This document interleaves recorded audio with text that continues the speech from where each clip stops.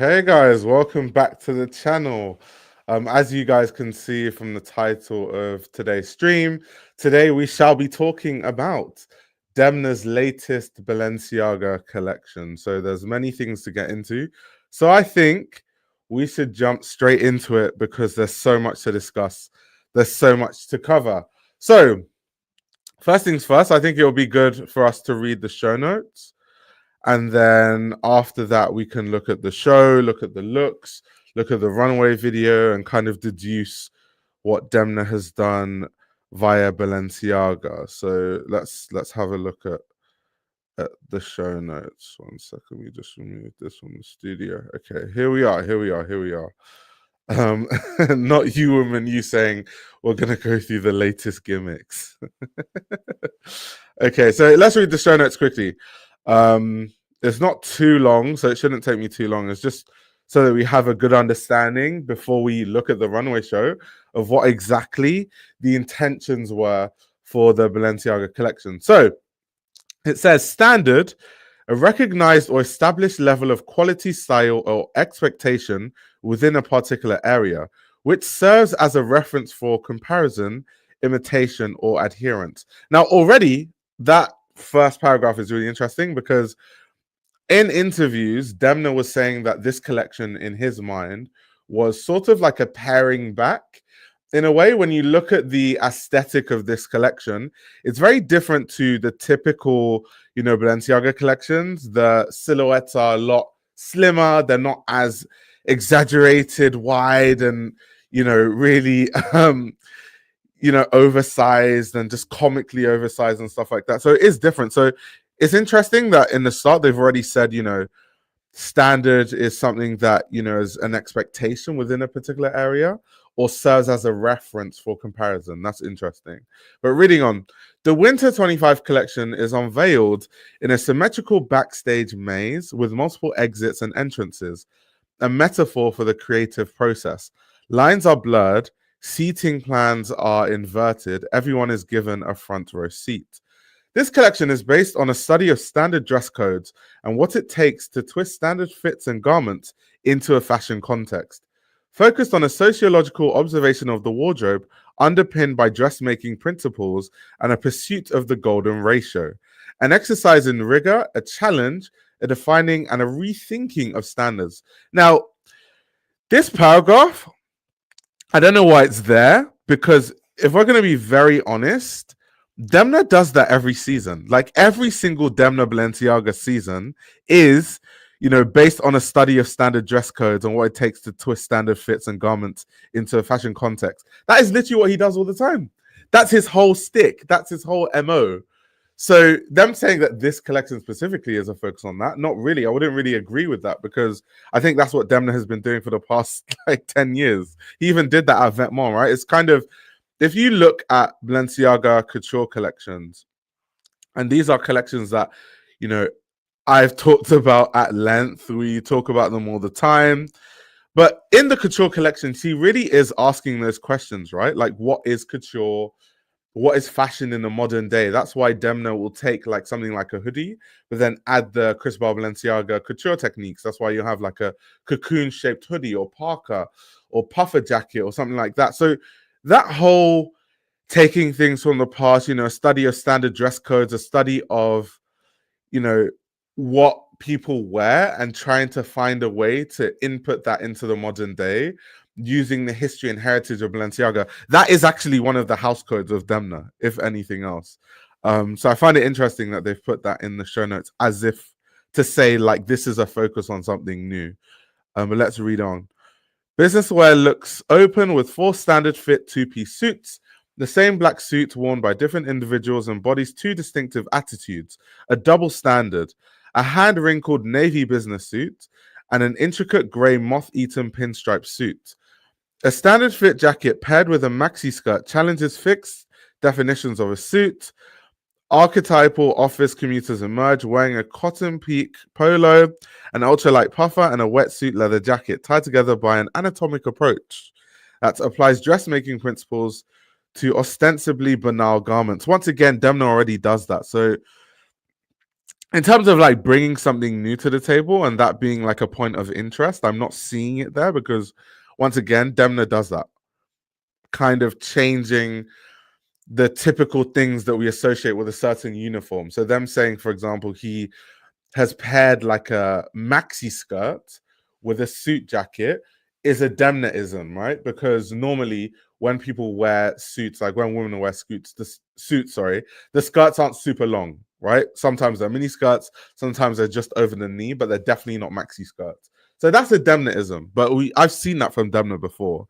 But reading on, daywear silhouettes include streamlined single garment looks, standard fit maxi or 3/4 length coats, offset with goddets and a maxi trench and fake fur coat.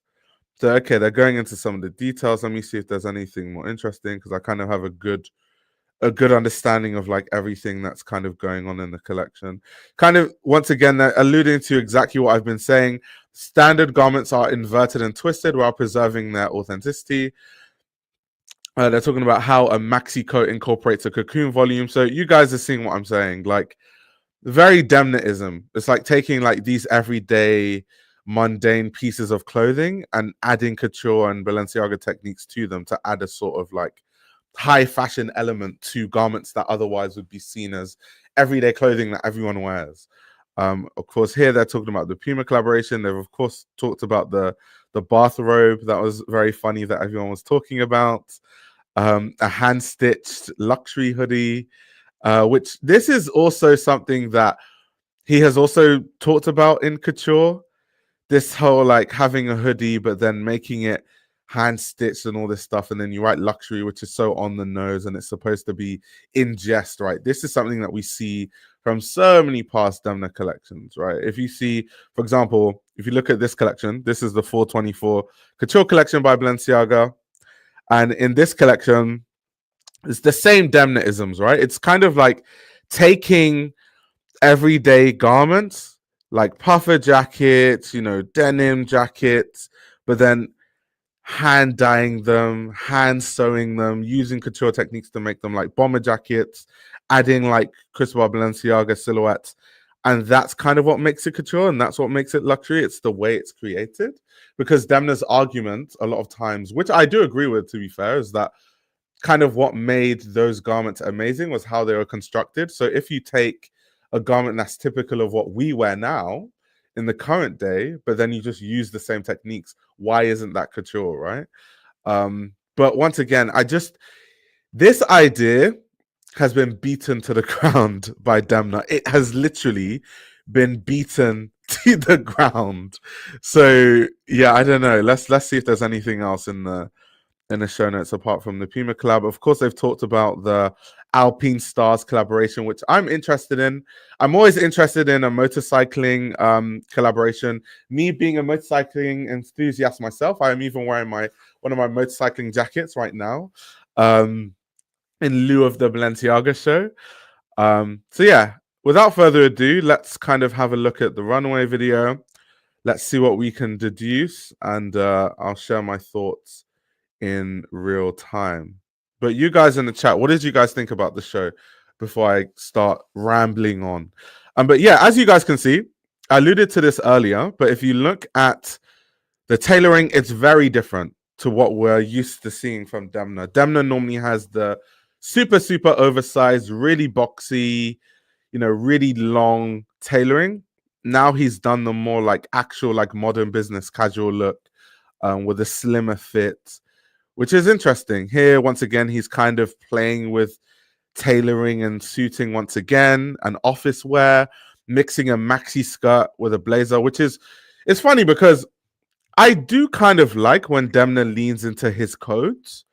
So when he asks those questions of what is luxury right now, this whole Balenciaga, I'm guessing it's the Alpine Stars collaboration helmet.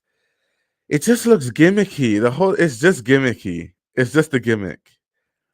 It's just a gimmick. But I do like when he leans into stuff. Like in this collection, you'll see stuff like, gowns, but they're actually hoodies. Things like that. It's very, very Demna Balenciaga-esque. It's quite funny. That look there is something that I would associate more with Alaya than Demna's Balenciaga. What people saying artisanal in the chat.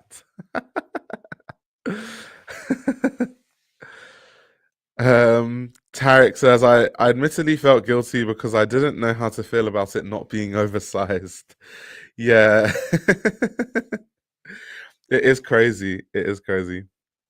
But yeah, like I was saying, so you have like the couture references, you have the evening wear, even that denim, for example. I don't have it to hand, but I'm very sure that's not actually denim. Demna likes to do those trompe-l'oeils where it's like, you know, it looks like denim, but it's actually made of a really luxurious wool or something like that. Another Demna-ism. I mean, these are every single idea in this collection basically is something I've seen from Demna before. The really crazy black glasses, the incognito sunglasses that are obviously a Martin Margiela reference. He did the incognito sunglasses, and since Demna has started using that reference, he's kind of every season he just changes the shape of those glasses ever so slightly. We have the gimmicks once again. He always, every collection, he has a weird slogans on the t-shirt. So here on a cap and on the shirt, it says main collection. There was also, like I said earlier, a hoodie that was hand stitched, and so they printed luxury on it. It's typical Demna, the fake fur pieces. You have the Alpine style gloves.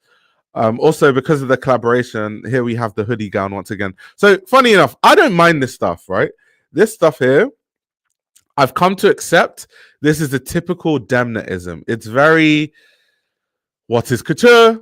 What is fashion? If hoodies are modern day fashion, why can't we make that into a gown? And let me make a social commentary on everyday clothing that we see as banal. Interesting, cool. He's had the same commentary how many seasons in a row? I get it now. But it's a code of Demna. I'm not too mad when he does it, to be honest. What I don't like, because I think this is like social commentary more so than anything else. What I don't like from Demna is when he just starts slapping the gimmicks in there. And that's where he really loses me with a lot of these collections. Leah says, I think 80% of this show just feels like he is watering down his old looks and past ideas and the Puma stuff, like my brother in urbanism. Yeah, it did seem, it just seems a bit lazy, if I'm going to be honest. Like the collection doesn't really have any ideas, really, because if you look at the ideas, like I've literally been telling you, he's been using these same ideas forever. And it's almost like he's pared back the already like mundane ideas, which is really bad actually when you think about it. Once again, we have standard on these horrific muscle tees, I must say. Horrific muscle tees. This is kind of cool. I think something that I do like from Demna, that I appreciate from him as a designer, is he's able to take everyday clothing garments but add a certain element that makes it more interesting to wear. So here, of course, he has the shearling hood, lining on the hood, right? The trimmings, but it's really big. Like it's a lot of it. So it's actually quite exaggerated. Like when you put your hood up, no one can actually see your face. It's almost like incognito. There's these tiny little elements that he adds that makes his clothing so interesting to wear. So like stuff like this, I'm not really too mad. I'm not too mad at stuff like that. I think that's what he does well. Maybe not that look specifically. He's done different ideas using the same sort of thought process that have been way more interesting than having here. Once again, he's added it to the luxury hoodie that I was talking about earlier. But yeah, I've seen better ideas from Demna in that sense.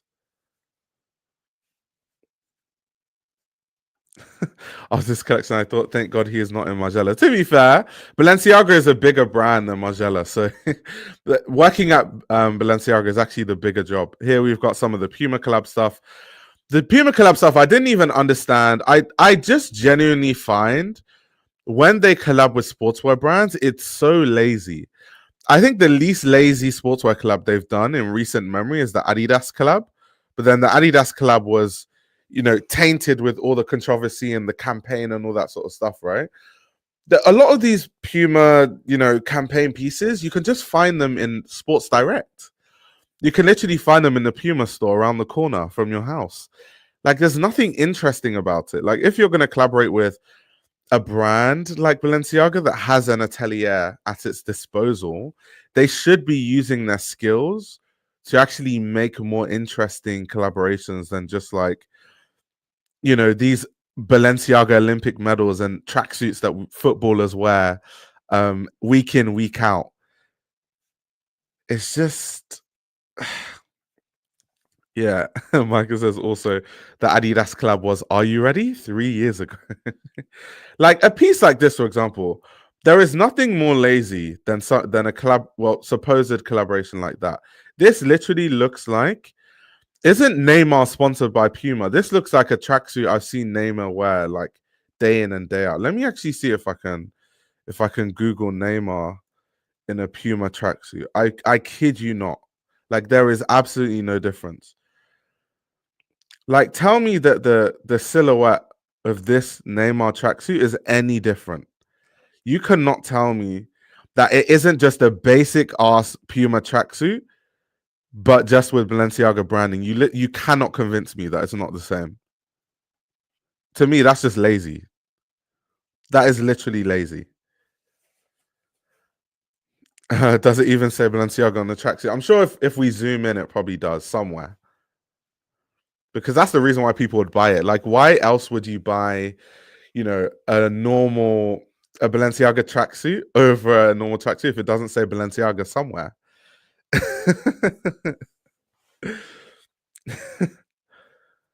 Yeah, here we go again with the basic tracksuits. It's just lazy. It's honestly lazy.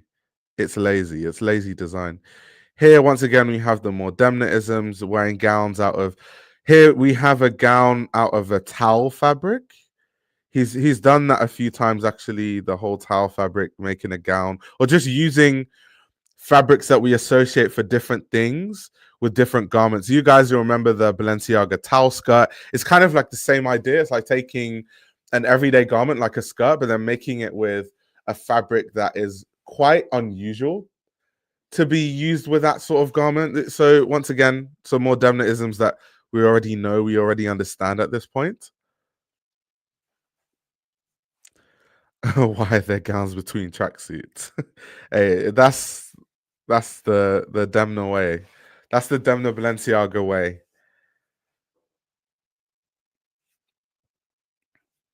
Here, once again, we've got some more basic ass tracksuits. Once again, the gowns with the oversized, exaggerated belt, incognito sunglasses. We've got the gilets, kind of like sportswear, and that's the main showstopper, I guess. And here, once again, the same Demna-isms. It's taking like a puffer jacket that is a very everyday wear piece. A lot of people wear puffer jackets, and then it's, you know, it's making a gown out of it, which this is not unique in any way to me, because when I see a silhouette like that, do you know what I think of?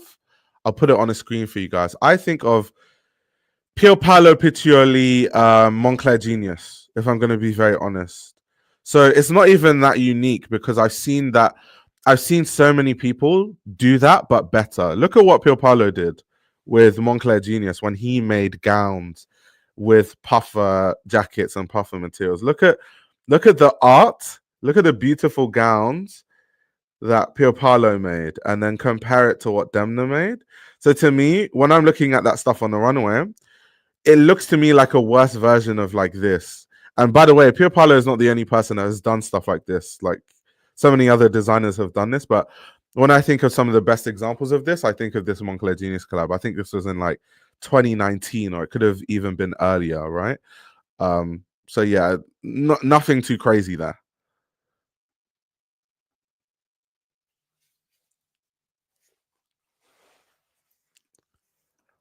Okay, let's see. Let me just restart. So guys, anyway, what do you think of the collection, guys? What's your verdict? What's your verdict? Yeah, Micah says credit where credit is due. The Adidas collab was actually pretty good. I totally agree with you. It definitely was. Also, a quote. I have some quotes from Demna, because when Demna gets to quoting, I always get confused as to what exactly he means, because I think every time I read one of his quotes, I just get confused. It reads like a contradiction. But anyway, I'll read it out for all of you guys. So he said, "Do I really want to do something that is pretending to be fashion just because it grabs attention because of it?" Now, that confuses me because his whole stick with this collection was, I'm paring things back. It's really about, focusing on the clothes and all that. And he has this quote via Vogue where he says, "Do I really want to do something that is pretending to be fashion just because it grabs attention because of it? Or do I want someone to tell me this is the best coat I've been wearing for the last 5 years?" Now that confuses me because you do gimmicky things. There are a lot of things that, whether Demna believes it in his soul, in his heart of hearts or not, there are things that, as someone observing, they just look like things that are done just to grab attention. You cannot tell me that you made a Balenciaga towel skirt and it wasn't to grab attention. Like, you cannot tell me that. Whatever your philosophical meaning behind a towel skirt is, it's still very attention seeking. It's the same reason why you would, do the IKEA bags, or you had bin bags as bags, or shoe boxes as bags. That is a gimmick. That is literally an attention-seeking item on the runway that will do well, that will go viral. And I actually like that from Demna. I think it's interesting. I think it's quite funny, kind of pushing fashion and seeing how far fashion can go and how willing customers are to buy into a brand, even when the items that they are buying are just so obviously ridiculous. However, just don't what my issue is not even the products, is just don't pretend that's not what you're doing, though. Don't pretend that it's more than a gimmick. Don't pretend like, let me read that quote specifically once again. Let's read it again. "Do I really want to do something that is pretending to be fashion just because it grabs attention because of it? Or do I want someone to tell me this is the best coats I've been wearing for the last 5 years?" So once again, when I read a lot of his quotes, I get really confused because I'm like, that doesn't actually make a lot of sense. Like, if we just start going through your catalog, there's so many gimmicks. Like, where can I start? Where do I even start?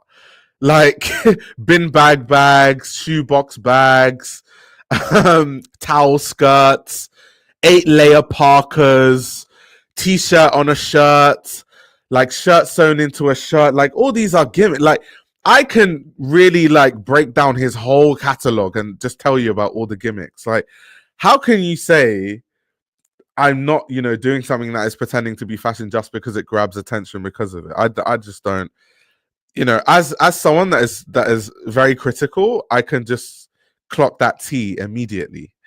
You said, yeah, clock that T, sister. Clock the T, sis. Yeah, chips bags. Exactly. Like, what is he talking about? Like, seriously, what is he talking about? I don't get it. Demna having an existential crisis doing interviews is always amazing, because maybe he actually doesn't know if he is doing the gimmicks anymore. I just think that maybe he isn't self-aware. The more I read his interviews, it just comes across like he isn't self-aware. That's how it comes across, to be honest. That's honestly how it comes across. Yeah, jeans on the head. I forgot about that one. Jeans on the head. Jeans, the top of jeans as a collar of coats and stuff is something he's done in the past, which is definitely a gimmick. So to be doing all of those things and then to say, you're not, creating stuff that's pretending to be fashion just because it grabs attention because of it. I don't know. You have to choose one. I think that Demna is really intelligent and he's a marketing genius, but you have to choose one. You can't be a marketing genius and then deny the marketing genius. You can't do that. You can't be like, no, that's not what I'm doing at all. We're not going to have that.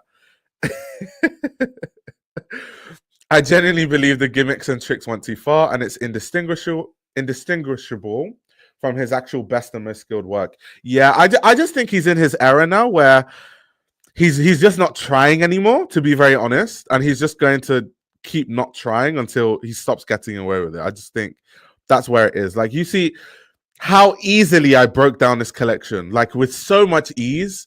I could have broken down this collection. I could have reviewed it in my sleep because I know all his codes already. I know all his ideas and I know where they come from and I know what he's trying to achieve through the clothing. I already know. It's light work. This is literally like a cakewalk for me, honestly. But guys, let's have a look. Let's have a deeper look at some of the items via Instagram. Let's see some of the close-ups. We're seeing some of the footwear. They made some Puma Speed Cats, which is interesting because Speed Cats have very much been a trending shoe. It's kind of Speed Cats are kind of in lieu of the trend of Adidas Specials and Adidas Sambas and what's the Japanese brand? It's skipped my mind, but that brand is also really buzzing. But they all kind of have this like low profile, tiny sole, low top kind of design that everyone likes. That's all the rage, and it's trending right now. So yeah, Anitika Tiger. There we go. Anitika Tiger. Exactly.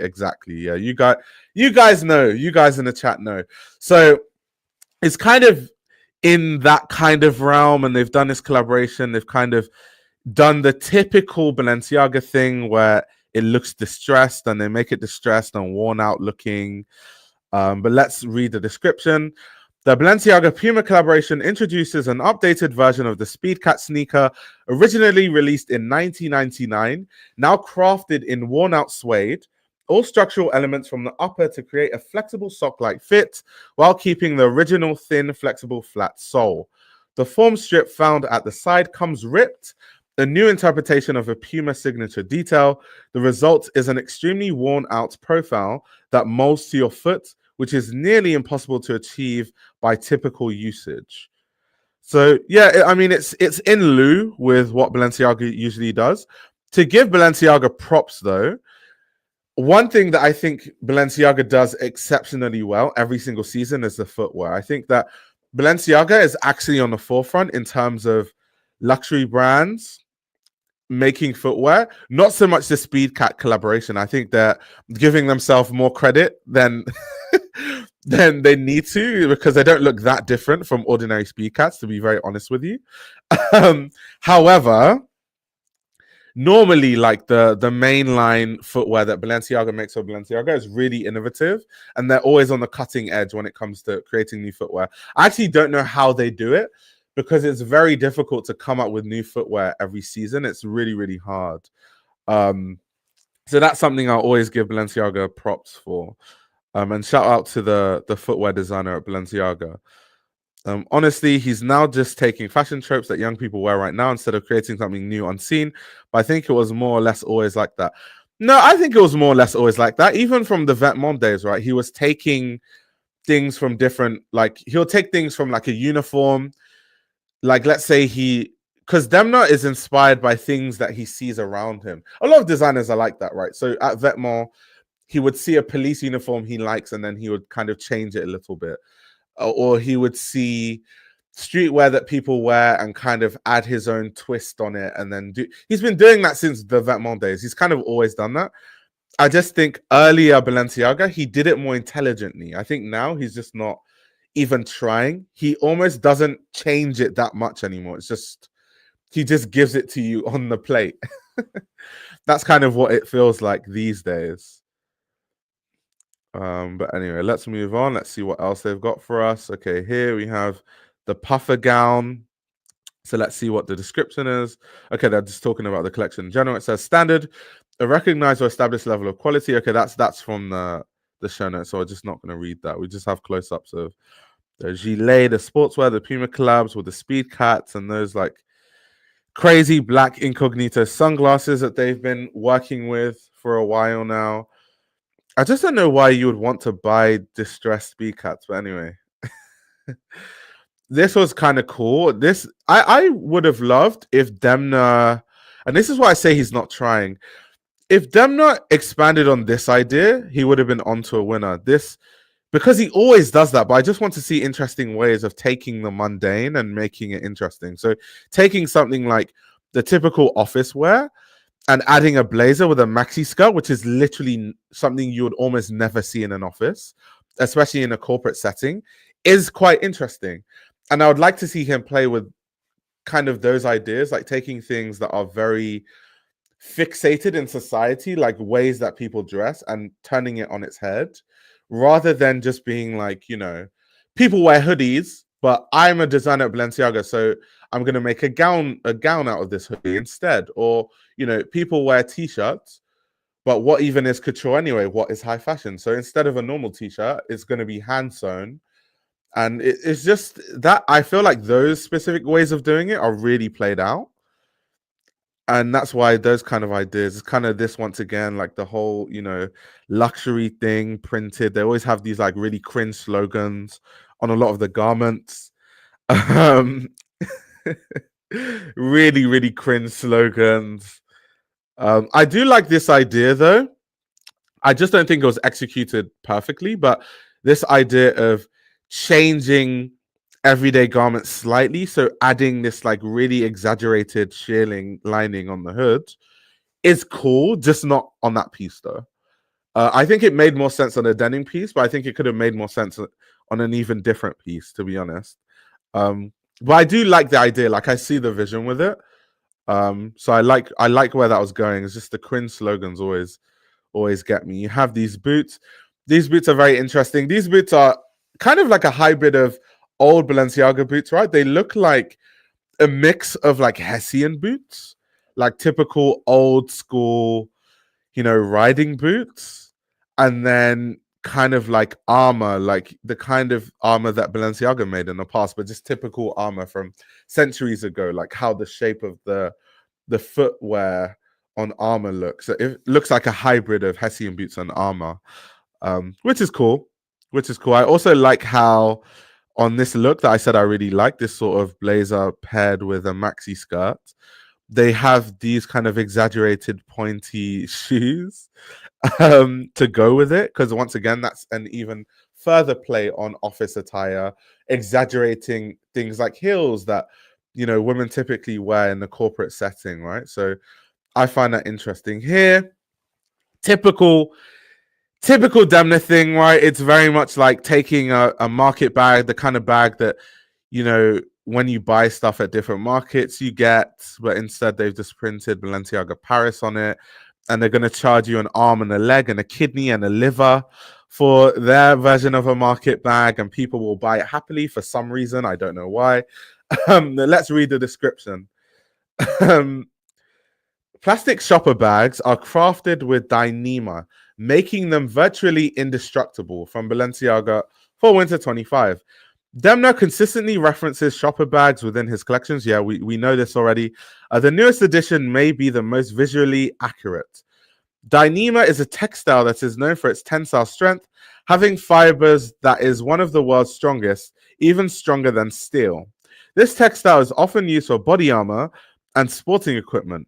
It was also used here due to the resemblance to authentic plastic shopper bags. Once again, it's a played out idea. I've already spoken that Demna likes to do this. He takes like everyday things, but he uses couture techniques or uses like a really luxurious fabric to make it. And that's kind of what he does. He does it every season. Nothing new here. There's nothing new to see here, but it's cool. He does it every season, but it's cool. Or when he did the shoe boxes as bags, those are made with like really high quality leather, so they don't, wear really easily. So it's an idea that we see all the time from Demna, but I'm not too mad at it. Here they have the Balenciaga Puma collab versions in the Dyneema fabric. Yeah, typical Demna-ism. Typical. Okay, now they've talked about the luxury piece, so they wanted to focus on it even more. Let's see what they've said in the description. Irregularities can be found in the stitching of the hand-stitched luxury hoodie and sweatpants. Look 40. With a closer look at this sweatsuit, many handmade details became prevalent. Each piece is hand-stitched, and to emphasize this, stitches are purposely uneven and misaligned. Fabric is bundled slightly in some areas also, to highlight the unique construction and feel. The hoodie is lined with cashmere and has a hood and has a hood with faux fur detail. So first of all, the hand stitching already is how we know that it's like luxurious. It's already a Demna-ism that we're very familiar with. Why did they have to make it like irregular? Why did they have to do that to it though? Why did they have to deliberately make it irregular and kind of mess it up in a way? um, why? It's just like, why? Why do they have to do that? I feel like that's so unnecessary. It's so unnecessary. Let me see what you guys are saying in the chat. This sewing is crap. How much is a hoodie selling for? Yeah, they've told us that the bad sewing is deliberate, but it's like, why would I want to buy a quite obviously, deliberately badly sewn garment? It's like, yeah, they do want to incorporate the aesthetic of bad clothes, but it's just like, it's played out. Like, he's done it enough. Like, let's actually have well constructed clothes. Like, this whole we're making badly constructed clothing in jest. It's just it's just really jarring, to be very honest. Oh yeah, this is the piece that I talked about in the previous live. So this is the moth-eaten pinstripe suit. This is, referencing kind of how garments interact with how we use them. So this idea that you store your garments in your closet, and some people, if they neglect their clothing, they don't take care of where they keep their garments, moths might eat away at your garments, and over time, that's how your garments look. However, as Balenciaga does, even when something looks like it has holes or it's badly made, everything is done deliberately, right? So in this post, they clearly state the techniques used in making this sort of moth-eaten technique. So it says, Balenciaga Fall Winter 25 opens with standard fit two-piece suits. Shown here is a moth-eaten pinstripe suit. So they said the moth-eaten distressing is embroidered in to secure the effect. These suits feature handmade elements. Intricacy is prevalent. Linings are hand-sewn and finishings are hand-stitched. Styled with a moth-eaten knit turtleneck and hyper-flat derby. So once again, it's kind of like exaggerating these everyday things. It's taking like a typical like office pair of footwear. I mean, like derbies are really, really typical of what you would wear with a suit, or just what you would wear as office attire in general, and kind of really, really exaggerating those. I do like the footwear because I just like how they kind of push the fold every time. They're kind of really pushing boundaries of fashion, but I just don't know about a moth-eaten blazer though. I just think it's a bit gimmicky, to be very honest. I understand the concept of it. I still think it's a bit gimmicky. Where would you wear that suit?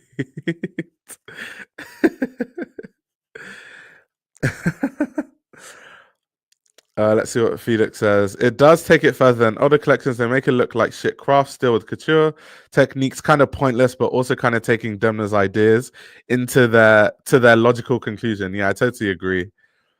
I totally agree. Wait, you can Google Marsh St. Pierre bag. It's a tissue store. He even was influenced by a tissue store at this moment. It feels like he is tired. Oh my gosh. That's crazy. That is actually insane.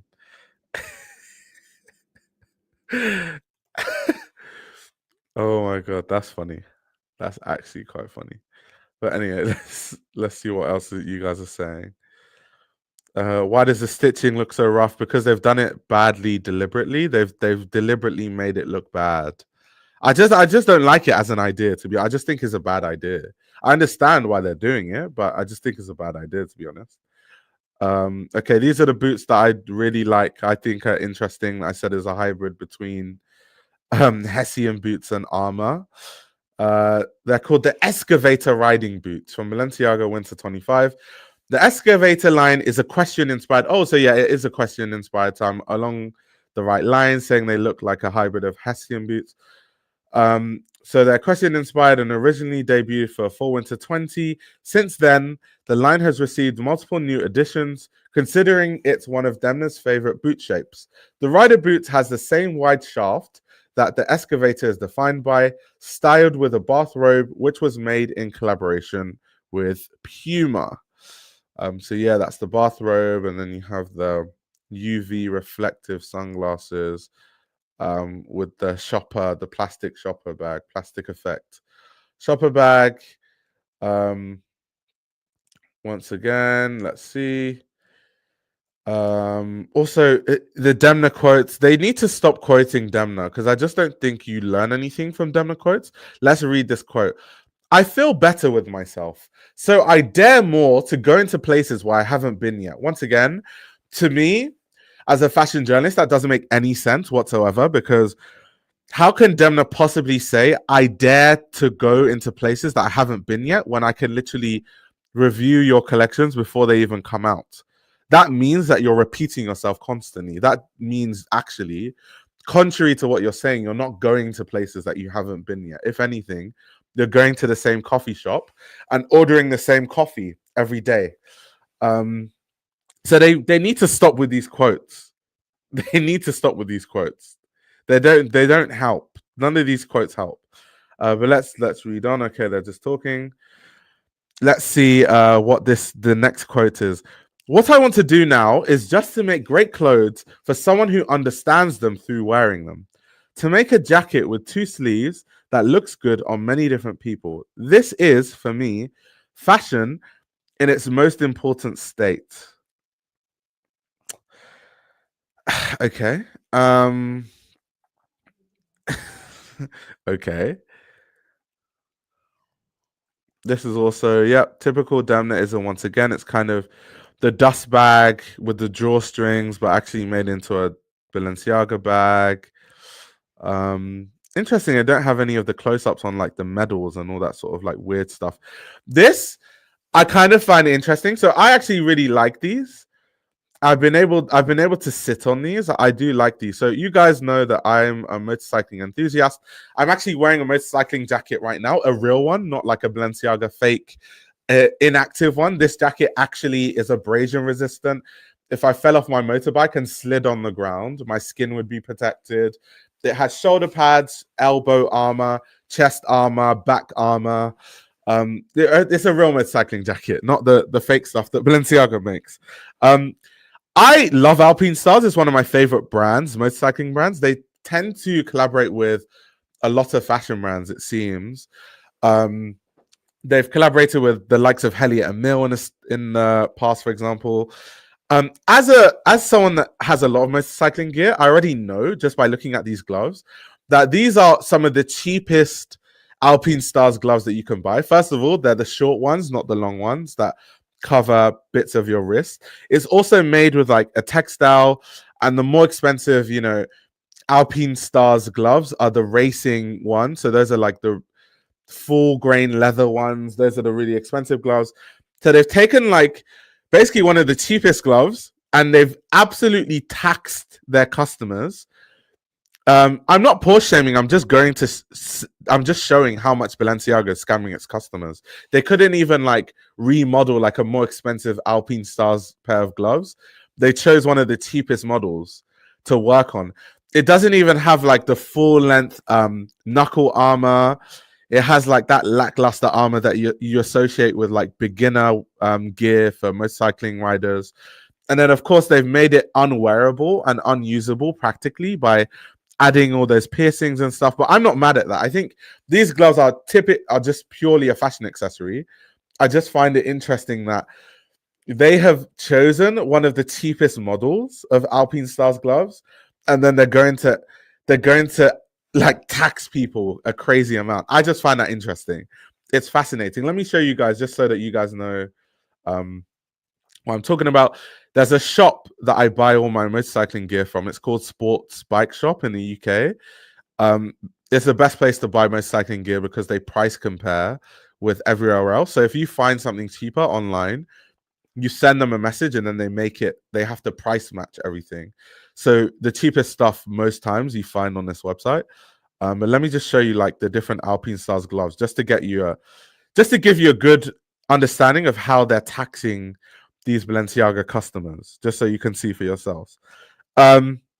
Okay, so let's sort by highest price so I can show you.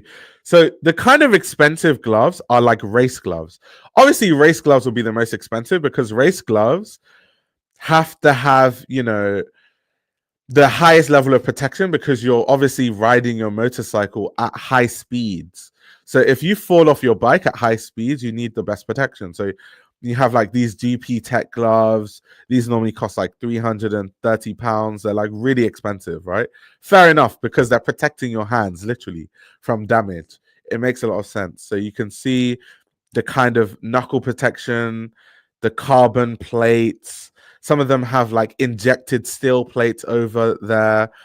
And then you can see all these are made with leather. They're all made with leather. And then as you start going down the line, let's go some more pages. These are still like more expensive than what Balenciaga used in their collaboration.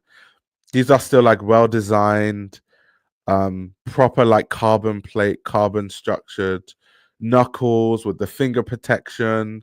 They've even got, so a lot of motorcycling gloves will have like the slide bit on this side of the glove, so that if you slide off your motorbike, it kind of slides seamlessly and you don't damage, you know, your hands. No one rocks those full leather gloves. When people wear them for fashion like Carti, everyone wears the short gloves. Yeah, so even the short gloves, I'm showing short gloves that are still better constructed than the ones that Balenciaga chose to use. We're still going back. These Alpine Stars like SMX Z Dry Stars are still better constructed than what Balenciaga actually used. Because I think they said it that Balenciaga used the SMX2s. So let's see. They used the Alpine Stars SMX2. Yeah, so these are actually not these specific ones, but these are the line of gloves that Balenciaga reworked. It's like the same kind of line. So, like I've said, they chose like basically one of the cheapest models to rework. So it's just interesting that they're probably going to retail for like 800, 900, maybe. It might even be more, which is insane to me because they shouldn't be that expensive. You've literally chosen one of the cheapest models of Alpine Stars, like literally one of the cheapest gloves that Alpine Stars offers. But anyway, let's read the description. Let's see what they say. Alpine Stars gloves receive spike, piercing, and distressing treatment, from Balenciaga for Winter 25. The Winter 25 collection continues the Balenciaga Alpine Stars collaboration, first introduced in the Summer 24 collection, expanding the partnership into new categories that merges Balenciaga's ongoing exploration of motorsports-inspired apparel and accessories with Alpine Stars' expertise in high performance and racing equipment. I don't know why they've said it's mixed with Alpine Stars' expertise in high performance racing equipment, because a lot of times when Balenciaga collaborates with Alpine Stars, they void it. Like most times when they collaborate with Alpine Stars, they take away the practicality. Like you literally cannot wear these gloves to motorcycle because of like the piercings and stuff. You'd hurt yourself. So I don't know why they've said mixed with Alpine Stars' expertise in high performance, because they've kind of made Alpine Stars' expertise in performance null and void, to be very honest. Also, is my mic okay? Someone was saying my mic. Is my mic disconnected or something? Yeah, if you're distressing it, how is it still quality material? Yeah, it's like how? So it's like, yeah, you can't even use them. So it's just like, I don't see why they've said mix with Alpine Stars' expertise in high performance, because yes, like I said, Alpine Stars is one of my favorite motorcycling gear brands. I like Dionysi, I like Alpine Stars. There's a lot of brands that I like. But it's just like you've made the practicality null and void. Like Balenciaga in the past has made like a motorcycling jackets, and they don't. In fact, let me actually show you, just so I can actually show you that I see this stuff all the time. Let me go Vogue Runway Balenciaga. Let me actually show you exactly what I'm talking about. Because it's like when they say expertise, I'm like, I don't get it, because it's like you've made it null and void. So this is the pre-fall 25 collection. I remember they kind of did the same thing in this collection, right? Where they made the technology null and void. Let me see if I can find the piece that I'm looking for specifically. Aha, I found it. So they made this motorcycle jacket, but their whole stick was making this motorcycle jacket with the thinnest leather possible. Guys, if you wore this jacket as an actual motorcyclist, if you fell off your motorcycle, it would rip into a million pieces. It would literally turn into, you know, when you put paper through a shredder. That's what would happen to this jacket if you were to fall off. Yeah, no padding, nothing. If you were to fall off your motorcycle, this jacket would shred like how you shred paper in a shredding machine. So once again, when they say, you know, Demna's, you know, his craft and his dedication to these inspirations of motorcycling, it's just like, bro, just say it's an accessory and he's inspired by motorcycling and it's not usable. Don't start talking about expertise in high performance and stuff. Let's see what they've said. The house has reworked the Alpine Star's touchscreen compatible SMX2 Air Carbon V2 and Morph gloves with signature piercing spikes and distressed treatments. The SMX2 Air Carbon V2 glove incorporates ergonomic carbon knuckle guards, a full-grain technical leather construction, and a 3D mesh shell for enhanced breathability, while the Morph glove features a Morph-Tech weave backhand over injected knuckle protection and ride knit inserts for flexibility and comfort. So yeah, that was just as a motorcyclist, that was my rant about the supposed dedication to motorcycling technology. But as a fashion accessory, I think is really cool though. I will say I would probably buy those as a fashion accessory if it cost, let's say Alpine Stars would probably sell it for like £80, no more than £100. So if Balenciaga did their you know, taxing and they taxed me like 250, I wouldn't be too mad at that. But I know they're just not going to cost 250. They're going to cost 750. At which point, buying this makes you a muppet.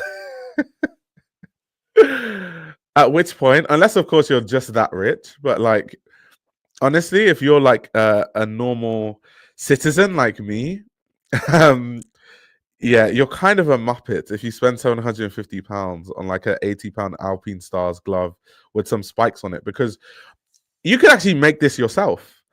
You could actually distress the gloves and then just, you know, add some piercings to it. And then you could also, is there any Balenciaga branding? There isn't even Balenciaga branding. So it's not like you need to print Balenciaga anywhere or do like, you know, different prints on it. So you could make it yourself, to be honest. Spend north of 700. Balenciaga has their hand inside of you. Someone's asking me what motorcycle do I ride. So I'm a beginner rider. So I'm right now I have a Yamaha XSR 125, which in the UK is like a beginner motorcycle, but I'm like past that stage. So I'm now thinking of what motorcycle to upgrade to. I have many options. I'm thinking a Yamaha R9, a Yamaha XSR 900. There's also like a few other motorbikes that I'm thinking of, but they're not affordable right now. So mainly it's between the R9 and the XSR 900, to be honest. Yeah, that's what I ride. But what the hell's going on with their shoes? It feels like they release every new model every week and they look like a cheap version of their own runway one. That is true, to be honest. That is very, very true. That's true. Having a motorcycle is very YN coded. I think it depends. I think it depends what kind of motorcycle you're riding, right? So if you're riding like if you're riding a dirt bike, like if you ride dual sports, I feel like dual sports are definitely YN coded for sure. But I ride like a a classic motorcycle. It's not very YN coded. Like you don't see YNs. I'll show you for guys that don't know what motorbike I'm talking about. So this is the one that I've got. This is what it looks like. So YNs do not ride. They don't ride motorbikes that look like this. They just don't. YNs are not terrorizing the streets and motorcycles that look like this. They're just not doing that. So I think it's more like dirt bikes that are associated with that. Dirt bikes are definitely YN coded for sure. For sure. Once again, they're talking about this collection being a study of standard dress codes and what it takes to twist standard fits and garments into a fashion context. But yeah, all in all, you guys kind of get the gist of the collection. There were elements that I thought were actually really cool and really interesting, as I've kind of mentioned throughout my review. However, I just think that at this point, it feels like Demna is regressing as a designer, and he's not really trying anymore. He genuinely isn't trying. This is one of the on the lower side of Demna collections. If I was to rate them on a scale of what is Demna's best collection, I definitely always say, without a shadow of a doubt, that the worst Balenciaga collection that Demna has ever made is that Erewhon collection. I promise you, he will never make a collection that bad ever again. He would have to work really hard to make a collection that's worse than that collection. Like that collection was so bad. Like let me just jog your memory for guys that don't know the collection I'm talking about. It was the LA collection, you know, inspired by like LA celebrity culture. Basically, the first few looks were basically Lululemon looking tights with the oversized Balenciaga shoes, oversized hoodies, the washed out dye, the Erewhon bags, the Erewhon collabs. The whole thing was just a hot mess, basically. This definitely by far is Demna's worst collection he's ever put on a runway, ever. So yeah, it's definitely not this bad, but I definitely would say his latest collection is on the lower side of by his standards. Definitely by his standards.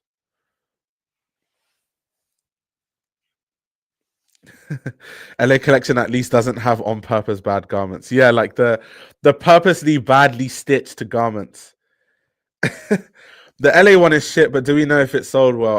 I don't know, to be honest. I mean, we don't unfortunately get the Balenciaga financials because Balenciaga is not big enough. So when you look at the Kering financial reports, we don't see the breakdown of Balenciaga quarter to quarter the way we do, you know, Gucci or Bottega Veneta or Saint Laurent, unfortunately. So we don't know. I have no idea, to be honest. I'd have to ask someone that I know works at Balenciaga.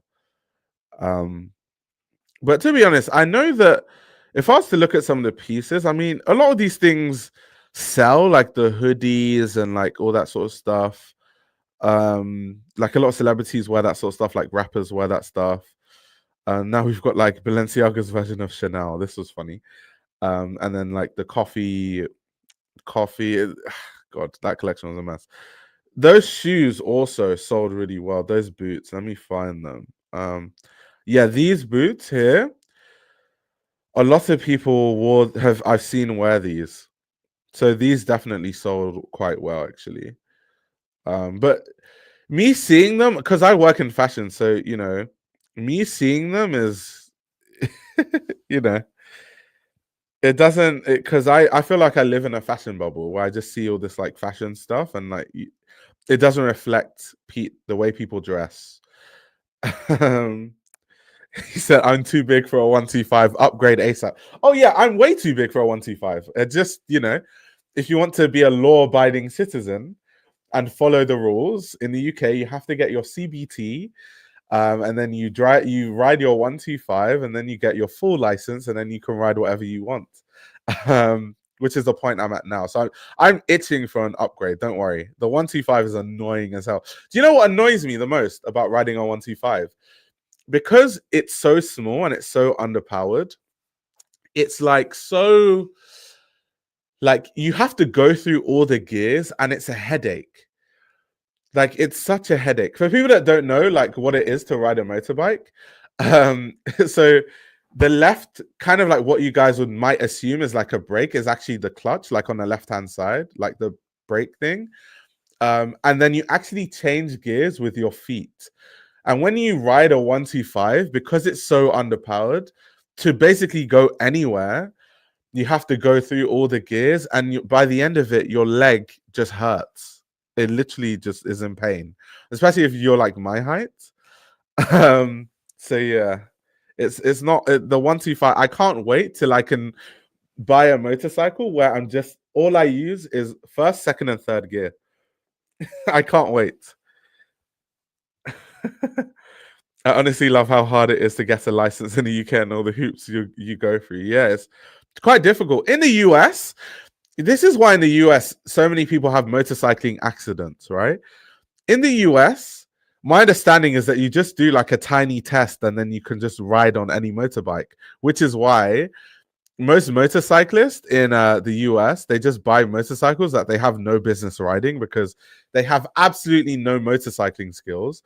And you actually need to build motorcycling skills. Otherwise, you are literally putting your life at risk by, you know, riding a motorcycle that has a level of power that you can't handle. But it's just such an American thing, right? It's like, yeah, my motorcycle is I have a liter bike, 1,000cc. It's like, bro, you are going to kill yourself on that 1,000cc motorbike. It's crazy how easy it is to get licenses in the US. It scares me. I don't know if, because I might move to the US one day. If I move to the US, I'm definitely not riding a motorcycle.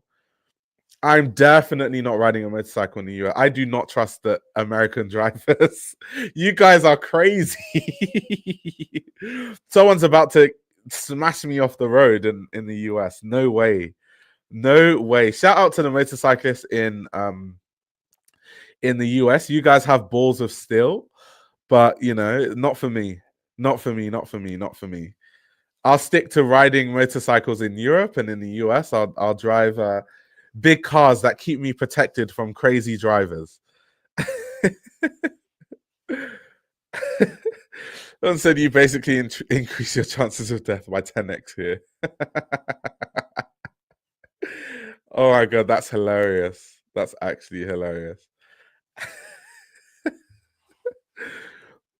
No, the US is a scary place, man. That place is scary. Super, super scary. Wait, in Latin America, you just have to apply for the license. Test is, oh my gosh. See, this is why in the UK we have actually like decent riders, like riders that know how to ride motorbikes, because you have to get your CBT and then you're only allowed to ride a 125cc motorbike. Then if you're younger, if you start young, I started riding motorbikes late, so I could go straight from like a 125cc to like anyone.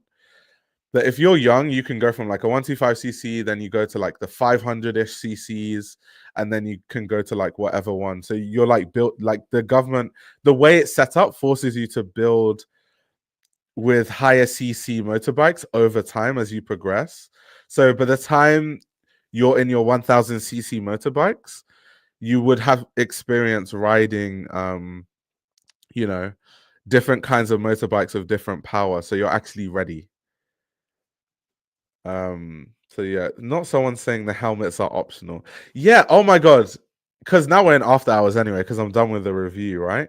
But let me show you guys the thing that I never understand about motorcyclists. Like I see it all the time on the road, and I'm just like, what are you doing? Okay, so I just googled Harley Davidson rider. That's all I googled, right? And look at these absolute, like these people have a death wish. Most Harley riders don't wear a helmet. I don't know why. If they do wear a helmet, they wear that ridiculous crap on their head. Let me find an example of what I'm talking. Yeah, this crap. How is this going to protect you from brain damage if you fall off your motorcycle at speed? How how in the world is that stupid bob on your head going to protect you when a car smashes into the side of your motorcycle at speed and you go flying, off the motorcycle and you smash your chin into a pole?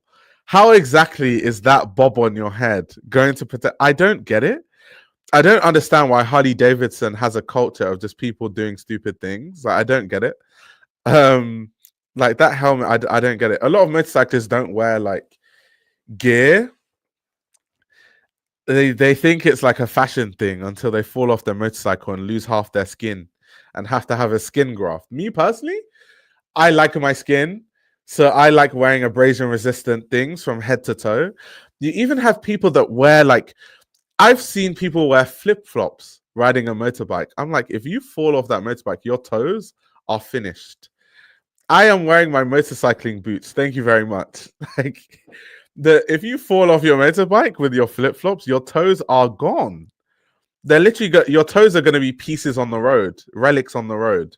That's literally what your toes will become. Lance says, I'm a Harley rider. I don't care. I wear my helmet everywhere. Thank you, Lance. You care about your brain. You actually care about having your faculties later in life. Like, you actually care. That's good. That's good. Yeah, motorcycle accidents are horrible, which is why you have to mitigate risk by wearing protective gear. But for some reason, motorcyclists just, a lot of them don't have a lot of sense. They really don't have a lot of sense.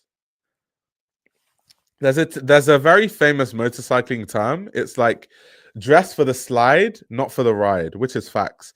Don't look cool for the ride. You have to dress for the actual slide in anticipation that you could fall off your motorcycle and slide on gravel and asphalt. I've witnessed a man skin his leg riding a motorcycle and it was traumatizing. Happened in rural Texas during the hot summer. Yeah, it happens all the time. It happens all the time. And now we have fashionable but useless motorcycle gear. To be fair, I don't think there's anything wrong with Demna having, useless motorcycle gear in terms of like it's not practical, like you can't use it for motorcycling. At least if you care about your life, that is. I'm sure some people still ride motorcycles with Balenciaga motorcycling gear, but I wouldn't do that if you actually care about your life and protecting your ribs and your spine. However, it's a fashion. It's just inspired by motorcycling, right? A lot of brands do motorcycling jackets where the leather is an abrasion resistant. I don't think there's anything wrong with that. I think when I brought up the issue earlier, it was more to do with them saying that we're using Alpine Star's craftsmanship and expertise, and I was like, hold your horses, because they're trying to brand their motorcycling gears more than it is. So that's why I was critical of it. But as like a fashion accessory, I don't think there's anything wrong with that. Many designers do that. Many designers, they're like, oh, this is influenced by a police uniform and it has no protection, no bulletproof Kevlar in it. It's not actually like usable as a police uniform. It's just is what it is. What fashion designers do. They take the practicality out of it. I had a bone to pick with exactly the misleading marketing more so than anything else. Exactly this. Same way the Gucci equestrian gear was largely worn by people who never ride a horse. Facts. Facts. So you must thank Demna. He's making trendy safety things, armor for knights, moto wear.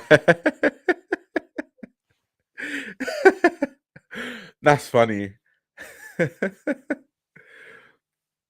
Demna's motorcycle gears for using the scooters in Europe. That's crazy. It's for riding on Vespers. Oh my god, you guys are actually hilarious. You guys give me the giggles.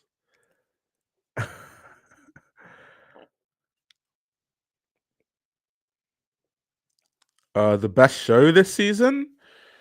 My favorite show, because I haven't actually looked at every single show. I'm still getting up to date with it. Now that it's over, I'm catching up. But my favorite show, honestly, was the Dries Van Noten show. It definitely was the Dries Van Noten show. Yeah, Harley Davidson is a top tier cruiser for sure, but I just think the community around, I find the community around Harley's really funny. Like the way they dress, the fact that they don't care, none of them seem to care about their safety. Also, do you know something that's really funny? Because Harley is a distinctively like American thing. Like I don't really see too many people riding Harleys in the UK. Like I'm sure there's a community for everything, but in the UK, I mainly see people riding sports bikes more so than anything else, and like adventure bikes and stuff. But in America, you have all these people that, once again, didn't really, they don't know how to ride a motorcycle. They just did some weird permit, and then they buy like 1,000cc Harley Davidson, and you see like the typical. Let me see if I can find a YouTube video of like the typical Harley. They always drop their bicycles. They don't even know how to turn. Let me see if I can find a video of that. It's so funny. Let me see if I can find an example. They always can't turn. It's so funny.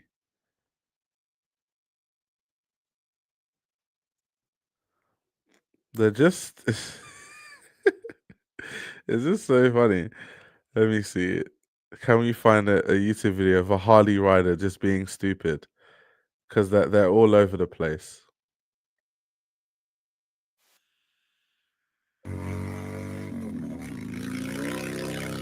Typical Harley rider.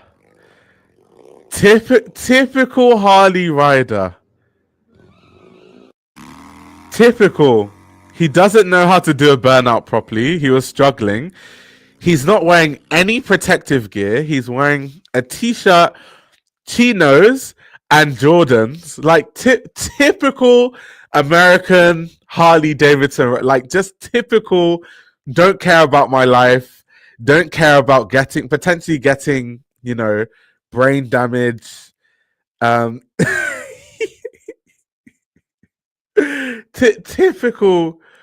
Typical Harley Davidson rider. Like just typical, like if I fall off my bike, my arm is ripped type of rider. Just a typical typical type of Harley rider. Let me see. I want the ones that can't turn though, because those things are always funny. It's like someone that just so evidently, literally has not ridden a motorcycle before, and they're always dropping their bikes.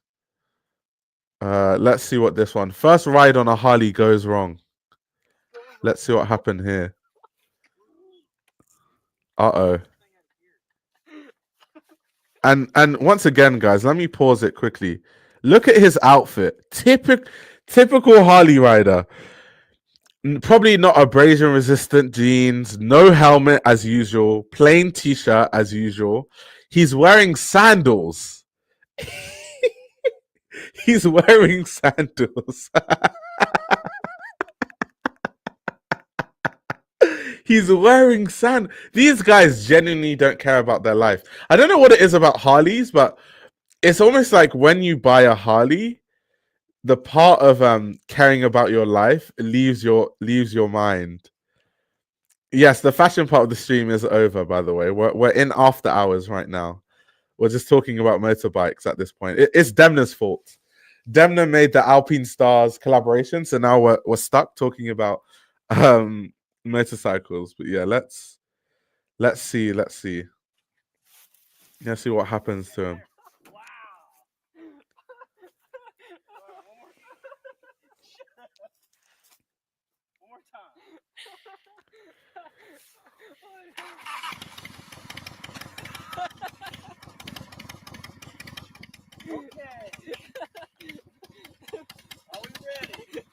Uh-oh. I hope he doesn't do anything stupid. I haven't seen this video before.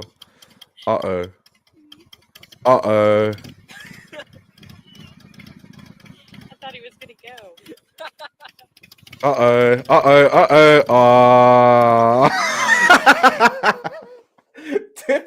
Typical Typical Harley. Typical. Just don't know how to ride a motorcycle. No experience riding a motorbike, but they buy massive overpowered bikes. Just typical. Let me play that again. That's hilarious. Just no protective gear. Now imagine. Let me just pause it quickly. Now imagine, based on what he's wearing, he went all the way into the road, and because obviously he doesn't know how to control the motorbike, evidently. So imagine he went at speed and a car was coming and the car smashed into him with him wearing that, which is definitely a possibility. Or he panics, not being able to control the motorbike while a car was coming. So he falls off the bike or even jumps off the bike out of instinct. And now his skin is going to mix with the road because he's going to slide on the road and he's only wearing that silly ass t-shirt. Like, it's just there's so many things wrong with this video all at once. I thought he was gonna go.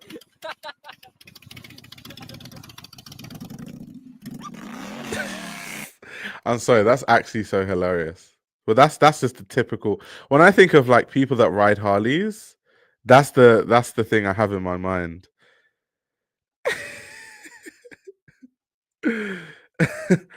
If your first bike is over 250cc, you're dead meat. Facts. Facts. I've taken a shot every time Ayo said typical, and I'm unconscious now. We need to bring you back to consciousness. I've had the urge to learn how to make bags for the last 10 years and have intermittently bought books and have never gotten around to starting a process of learning. Hey, all in your own time. Take your time.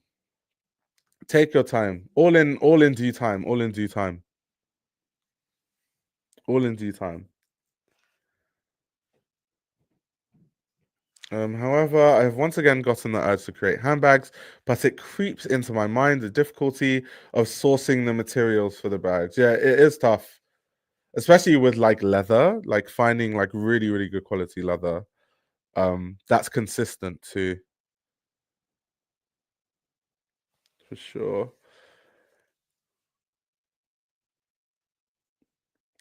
Quite graphic so early in the day. I told you, blame Demna. It's Demna's fault because we're talking about motorcycles because of his Alpine Stars collab. And that thing that he put on the runway where it was like a model just wearing like a helmet, like a random Alpine Stars helmet. It was so random.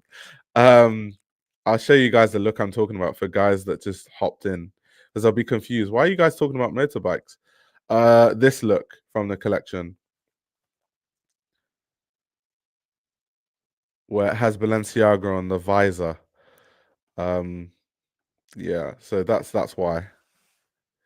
Cheap ass gloves.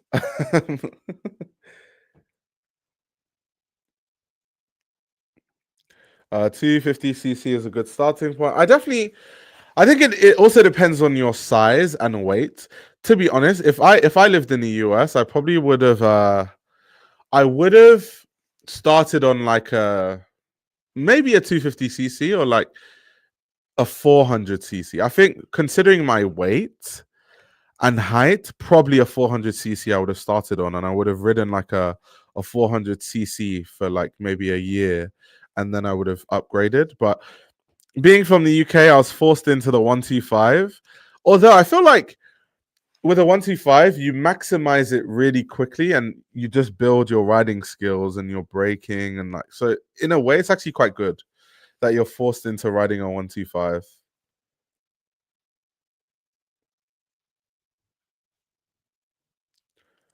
I know this isn't the topic of the stream, but news just dropped that Donatella has stepped down from Versace, a new creative director. Was that the guy from Miu Miu, right? That was supposedly the guy from Miu Miu, no? I saw like I haven't read the article, but I saw an article that came out, I think on BOF about that. Um I think so. But I'm not too sure.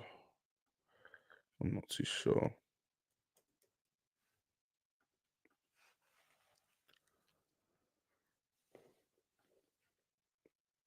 Yeah, someone said 125cc is good practice. I totally agree. I totally agree. Do you think Demna needs to move to another house to be good again? For me, I think Demna has already done it all at Balenciaga. Yeah, I totally agree with you, but I don't know, because I think that what he offers is still kind of unique in terms of compared to many other brands. Like, it has a very distinctive and quite obvious point of view. And what's the point of Demna leaving for another designer to come and then do the same quiet luxury boring thing there? So it's just like, in when I look at it from that perspective, I don't have too much of an issue with like Demna just rehashing the same ideas over and over again. Like, we know he's going to do that at this point. It is what it is. Um, but yeah, I'm not too mad at it. Um, but yeah, it's just like he has exhausted all his ideas there, it seems, though. For sure. Uh you guys are literally savages in the chat. Oh my gosh, you guys are straight savagery.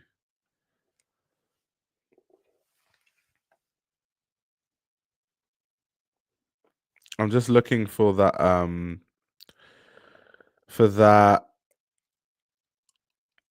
BOF article, because I think it was the guy from Yumi, but I'm not sure. I don't want to spread misinformation live on the chat. So let me see. Let me have a look.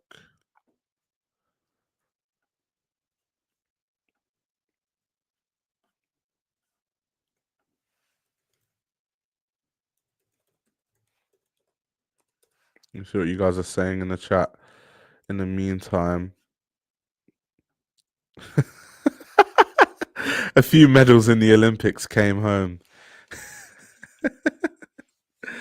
I haven't even done my real Demna rant, but he is beyond saving. Hey, Leo, I'm going to add the link to the chat. If you want to go on a rant, be my guest. The link is now in the chat. If you want to have your rant as a resident urban, I'll give you the platform for it.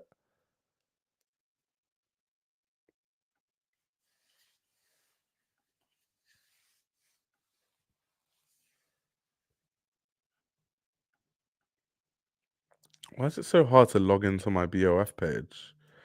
It's moving a bit glitchy right now. Bit strange.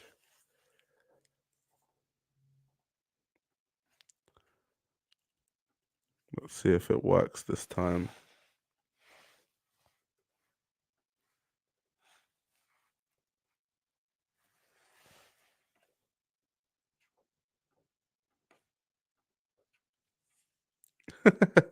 Demna hacked me. He's like, no way. Do not change the topic. How dare you change the topic? Imagine Demna actually hacked me. That would be insane. That would actually be wild. Let me change the layout so I can add Leo. 1 second. Put him there. He's buffering there. I'll wait for him to finish buffering. CSM hacked you. Pay your bill. Oh my god, that's funny. No way. What's up with my email, guys? Ah, finally it worked, guys. It finally worked. I'm up. I'm up. I'm up. I'm up. I'm up. I'm up. You know what it is? I deleted like the cache because it was taking up too much memory on my laptop. So I recently deleted all the cache, forgetting that I had to sign into everything. And it's been so jarring over the past day, having to sign into every single account. Really annoying. But we're finally back into the BOF account. Thank goodness. Thank goodness. Okay, let me see if Leo's still buffering. Okay, he's still buffering. Leo, I think Demna hacked your system. He doesn't want you to go on a rant. I think he's quite opposed to you ranting.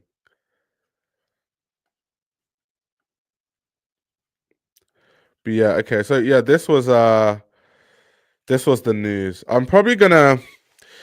You know what? Should I? It's big news. To be fair, I might do a new segment and push the Givenchy collection review further back, which I don't want to do because I feel like I've been pushing that review back and back, and I was literally going to. I told myself I'm going to commit to doing it today, but unfortunately, this big news dropped. So yeah, I might have to do this. But anyway, let me bring Leo in, and then I can decide later what I'm going to do with the next stream. Hello, Leo. How are you? Can you? Yeah, I can hear you. It's a bit echoey. Okay, actually, it's a lot better now. Sorry, I'm in a. Yeah, sorry, I'm in a new room. It's like my new studio, so it still needs a lot of work done. But here's the thing. Here we go. It starts with the gimmick. So the connotation of the word gimmick is so bad, right? Because everyone thinks gimmick, poor trick. You're trying to pull one over on us. All of these things, right? And at sometimes he is trying to do something like people have said, like subvert what the audience expects or like critics expect from him. But then I think there came a point where the fashion market had taken to some of the other things he was using. So like the streetwear elements, I'm putting streetwear in inverted commas, but there was almost like a homogenization of all of the things that were different about him when he was at Vetements in the earlier years of having clothes that he could easily say, I see people wearing this in the street, therefore it's valid. And then he would add a gimmick on something, and then we would have at least a lot of redeeming qualities in the collections at Balenciaga. But at the same time, it's like, he has this gimmick of a bomber jacket that's extremely puffy, or he has that like the coat that Micah has that season where it was like almost like the 3-collared one, that heavy Parker. There was that period. Then I think he doubled down on the gimmick, and he just started making poor clothes because he started parodying himself. So it became a point where I can't look at your collection and say, this is interesting anymore, because I don't even think you're talking about anything or like using the gimmick in the right places for it to actually be interesting. It is purely, this is going to get attention of jeans on someone's neck. That's it. There's nothing active, like there's nothing in its design to be interesting enough for us to need it. Right. Which is why I found it even more funny with his quotes. That's part one. But part two, and this is the one I'm actually more angry about. He needs to shut up. He needs to stop speaking completely. Yeah. Like, at all, he needs to stop speaking. He came in swinging. Oh my God. He came in all guns blazing. But I do agree. I've always said that his quotes, because exactly what you said. Everything he's doing is like self-referential in the wrong way. Right. But when did Martin Rose leave Balenciaga? After like a few seasons. The issue is if you start parodying yourself, you then lose everything else. Yeah, facts. 2019, 20, around that time, wasn't it? It's definitely before COVID, right? Yeah, definitely. But yeah. Damn, a meltdown? That's crazy. I wouldn't call it a meltdown. I just think he's not trying. That's all. Which is what I said. I think the creative pool that he gets his references and stuff from has 2 places left, and one terrifies me, and then the other one I don't think he's gonna do because it actually requires him to design. One is the Philip Klein route of the Eastern European guys that wear like tighter size jeans, the loud t-shirts that have designs of a skull and stuff here, and it's like dressed up, but you're not like, it's not dressed up. It's like the people who have one amazing pair of jeans and that expensive t-shirt, those sorts of guys. That's his next stop. I think he's there now. And the other side is like the more, if you use the stereotypical image of like a geek or a nerd, like a computer type of person, that is the other side he could have gone, where he could have done something very interesting with that look of like golf shirts with things like basic hoodies and stuff that looks like mundane and boring almost, but he could have done something interesting there. And I don't think he'll touch that. Right. I don't think he's going that instead. I think his only place left after those absolute nonsense tracksuits and sweats he's doing now, going down on the prime route. And that's why I'm so angry, because he has nowhere else to go but that route. Oh my god. He's starting to. I know you'll understand, and some of us Africans will understand. You know when you see like designer that's fake, but like the stupid fake one, like it would be like Louis Vuitton tracksuit that is ever being designed by anyone in France. It's a screen print of a screen print with like a digitally on thing. That is where he's going next, because there's nowhere else he can go based on what he's showing us. He's showing us that I don't care. Like, y'all are gonna take this either way. This is Balenciaga. I have a name that gets a premium slot on Fashion Week. You're gonna watch my stuff because I've given you 4 years of decent. He's given us at least 4 years of like, okay, this is respectable. After 2020, it's whether you believe, you know, he's done anything like worth it. Facts. I think he has in the accessories space. In terms of accessories, he has definitely. Yeah. No, accessories, I'll say like, I don't even hate the gloves. I think the gloves are cool. I think they're probably gonna come with a warning saying, please don't ride your bike. Like, let's just understand what we're doing here. Let's both understand that this is the gimmick. Like because I just want to add to the gimmick point. I think for some people, when they hear the word gimmick, they immediately have a problem with it. I don't think the gimmick was the problem. I think the problem became his idea of, and I said this in a voice chat on Discord before, I think he became safe after the controversy, where like he didn't take any risks. And I think it actually extended, he must have understood it as, don't risk anything, even like design-wise, of what you learned design-wise. So he just became self-referential and started gimmicking the gimmick, which is like, at this point, bro, like, what are we doing here? Like, genuinely, like a lace bag Balenciaga thing. And I saw the lace bag was crazy. I saw one. It's not horrible to look at, but I would never swipe my card in it. Imagine seeing the. I mean, it has an interesting construction, like the way it's constructed, but like it's just like a lace bag, like really. And I think the thing we're saying about accessories, he has 2 more seasons of us giving him that benefit. I genuinely believe that also. I think at a certain point, everyone looks at you and says, you can't keep doing this. Like you're at Balenciaga, you're not at Vetements, where we could give you the benefit of, or you're trying to do something. Now it's like, hey, bro, people are smartening up, them. Like, there's some people learning about Balenciaga now and being like, this is Balenciaga. This is Cristobal. Do you know what I find fascinating though? There's people now who are like going, I guess maybe almost just finding about Demna's work.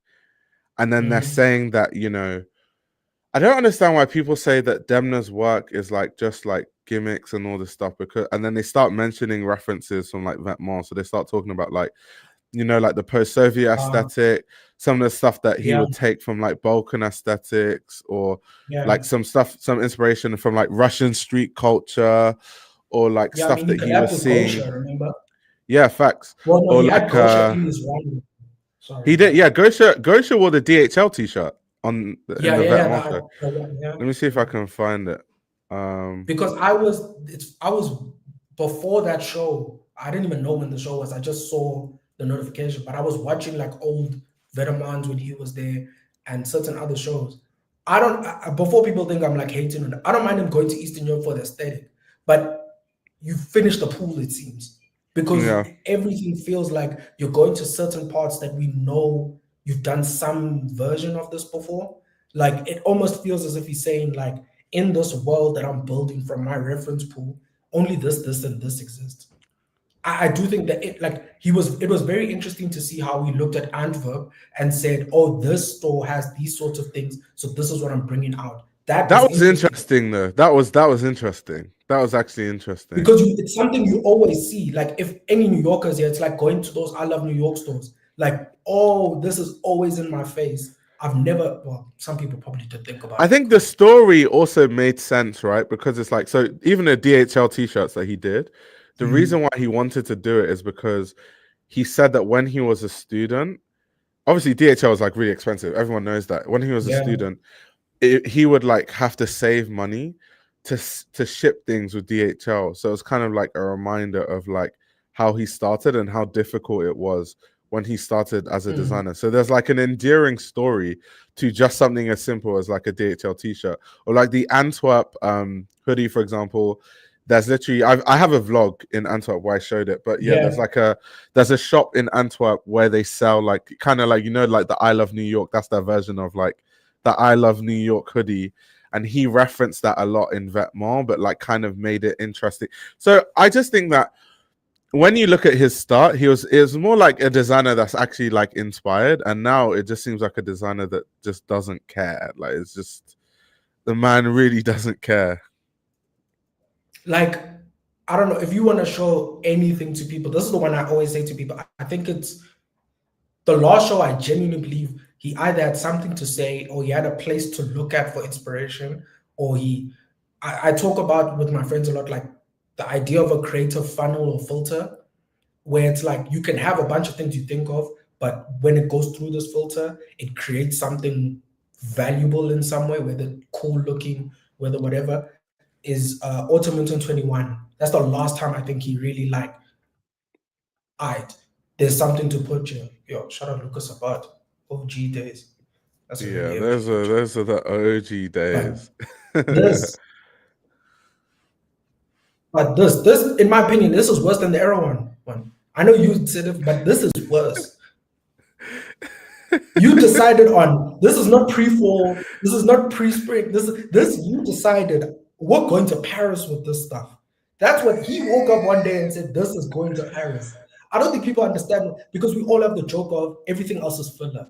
So if you literally have 2 shows a year that you have to bring your heat, like we're expecting something, you decided to come to Paris at the beginning of the year with this. Like, come on, bro. Like, at some point we have to look at him and say, all right, bro, it's cool.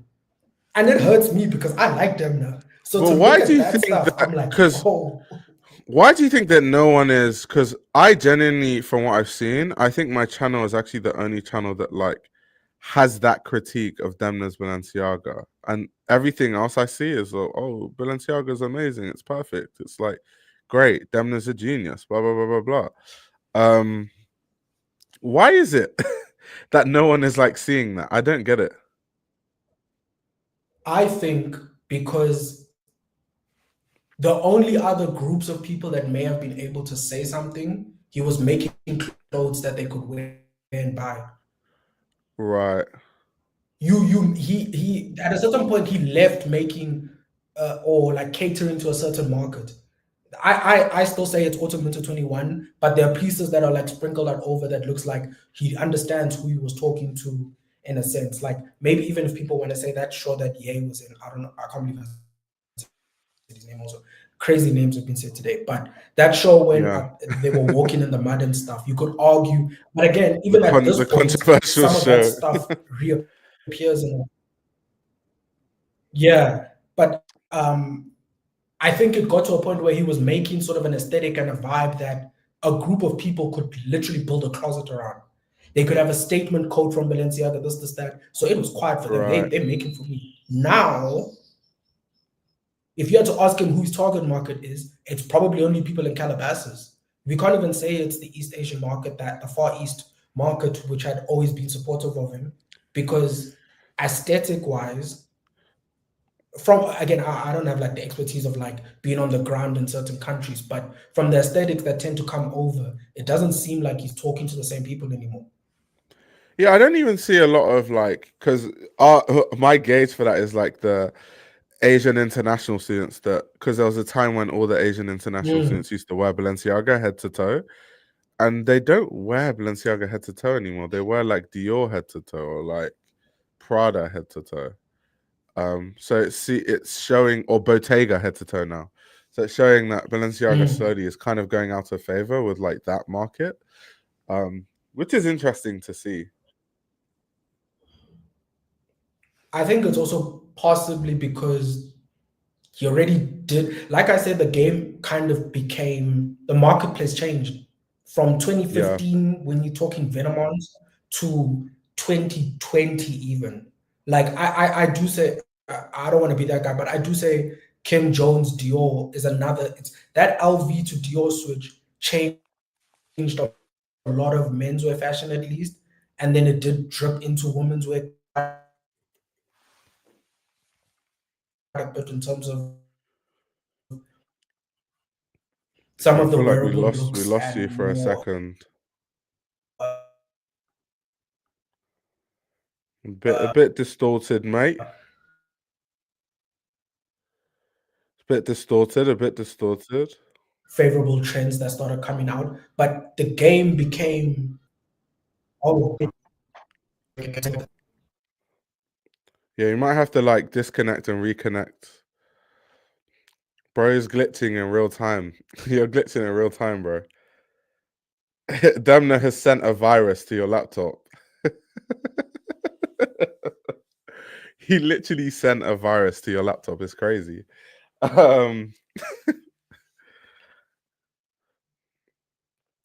Wait, let me wait for him to fix his stuff. Fashion Romance, you want to do the podcast with Eugene Rabkin? Yeah, I would love to. Is this Eugene? Like Eugene, is this actually like Eugene Rabkin? Like, are you Eugene Rabkin or are you a different Eugene? Demna sent a virus. He did. He's like, how dare you critique my work? How could you? Oh my god. Demna really hacked his laptop in real time. That's crazy. That is insane. Don't sell yourself short. Don't say you're just a fashion student. Give yourself more credit. Don't sell yourself short.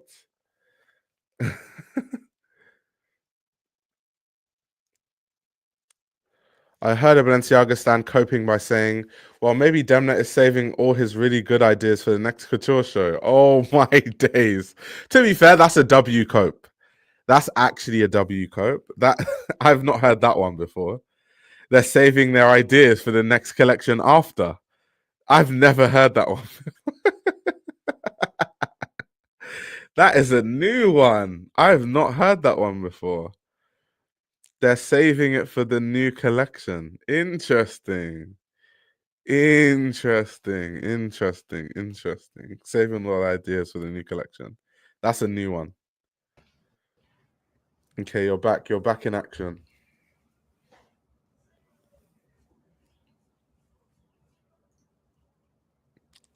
Yeah, this collection was more about the CEOs and profit. Yeah, I find it crazy that someone literally said maybe Demna's just saving his ideas for the couture show. That's funny. That is funny.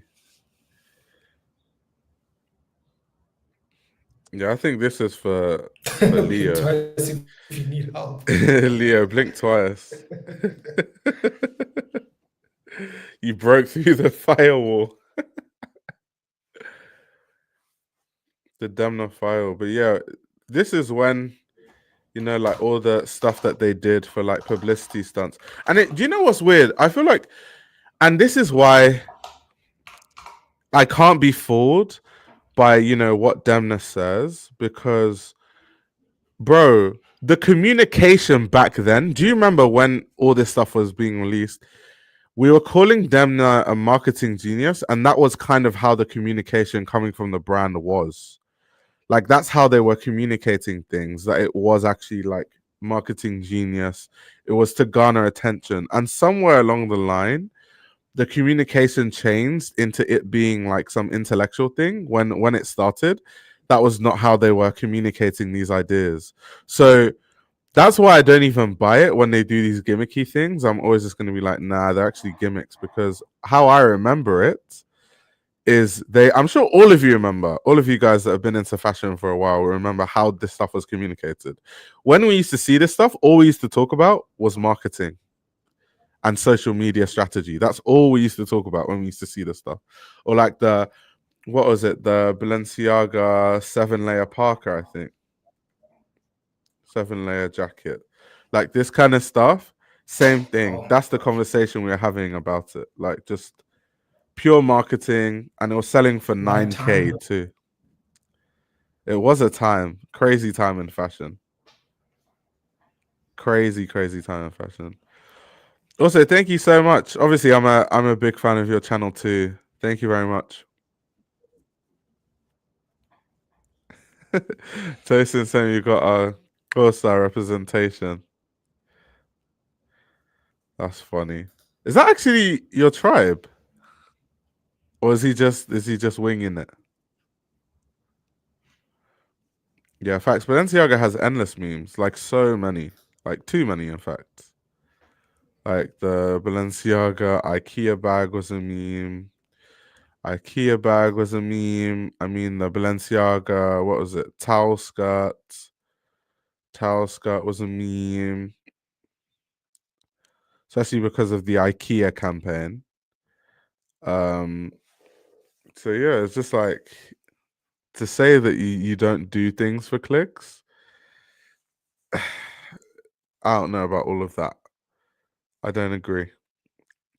Leo's taken down with the Demna apologists.